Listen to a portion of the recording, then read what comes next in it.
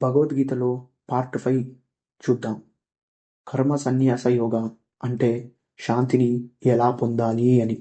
మనం పని చేస్తున్నాం, కానీ మనసుకి శాంతి లేదు. మనం త్యాగం గురించి వింటున్నాం, కానీ లోపల బంధాలని అసలు వదలట్లేదు. ఈ అధ్యాయంలో కృష్ణుడు చెప్పేది ఒకటే, శాంతి బయట లేదు, శాంతి అన్నది నీ లోపల ఉంది అని. అర్జునుడు అడిగాడు, కృష్ణ, కర్మయోగా అంటే నాకు చెప్పావు, జ్ఞాన కర్మ సన్యాస యోగా అంటే కూడా ఏంటో నాకు చెప్పావు. కానీ రెండు వింటుంటే నాకు ఒక డౌట్ వస్తుంది. పని చేసుకుంటూ అన్నీ త్యాగం చేయడం బెటరా, లేదా అన్నీ వదిలేసి సన్యాసం తీసుకోవడం బెటరా? శాంతి అనేది దేనిలో ఉంది కృష్ణ? యాక్షన్లోనా, లేదా రెన్యూన్సియేషన్లోనా? ఈ ప్రశ్న మన అందరి ప్రశ్న. కృష్ణుడు శాంతంగా చెప్పాడు, అర్జున, కర్మయోగం మరియు సన్యాసం రెండూ కూడా శ్రేష్టమే. కానీ కర్మయోగని ఫాలో అయ్యేవాడికి త్వరగా శాంతి పొందుతుంది. ఎందుకంటే అలాంటి మనసు ఫలం కోసం కావచ్చు, బంధం కోసం కావచ్చు వెతకదు. నిజమైన సన్యాసం అంటే ద్వేషం లేనివాడు మరియు ఆశ లేనివాడు. అదే నిజమైన సన్యాసం.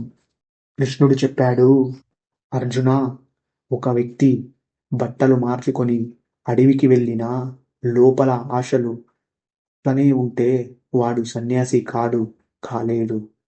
ఇంకొక వ్యక్తి ప్రపంచంలోనే ఉండి ఫ్యామిలీ, జాబ్, రెస్పాన్సిబిలిటీ మధ్య ఆసక్తి వదిలేసిన వాడే నిజమైన సన్యాసి.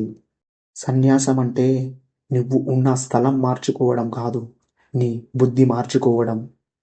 కృష్ణుడు చెప్పాడు, పని అనేది మనం చేస్తూనే ఉంటాం, కానీ నేను కర్త కాదు అనే భావం అన్నది మన లోపల ఉంటే చూడడం, వినడం, మాట్లాడడం అన్నీ జరుగుతుంటాయి, కానీ ఆత్మకి అవి అటాచ్ అన్నవి అవ్వవు.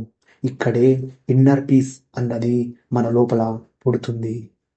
ఈరోజు మన లైఫ్లో, ఆఫీస్లో స్ట్రెస్, ఫ్యామిలీలో ఎక్స్పెక్టేషన్స్, సొసైటీలో ప్రెషర్. మనం ఎందుకు డిస్టర్బ్ అవుతున్నాం? నేనే చేస్తున్నాను, నాకే కావాలి, నాకు జరగాలి అనే భావం మన లోపల ఉంది కాబట్టి మనం డిస్టర్బ్ అవుతున్నాం. కృష్ణుడు చెప్తాడు, పని అనేది జరగని, నువ్వు ఆ పనిలో ఒక ఇన్స్ట్రుమెంట్ మాత్రమే. ఈ థాట్ మీ మనసులో వస్తే ఆటోమేటిక్గా మీకు శాంతి అన్నది వస్తుంది. కర్మ సన్యాస యోగా అంటే పని చేస్తూ కూడా లోపల శాంతిని పొందడం. అర్జునుడు కృష్ణుడికి చెప్తాడు, కృష్ణ, నాకు అర్థమవుతుంది, కానీ మనసుని ఈ శాంతిలో ఎలా నిలబెట్టాలి అని. కృష్ణుడు చిన్న నవ్వు నవ్వాడు. నెక్స్ట్ పార్ట్లో చూద్దాం కృష్ణుడి మాటల్ని. అదే ధ్యాన యోగా అంటే మనసుని ఎలా కంట్రోల్ చేయాలి అని.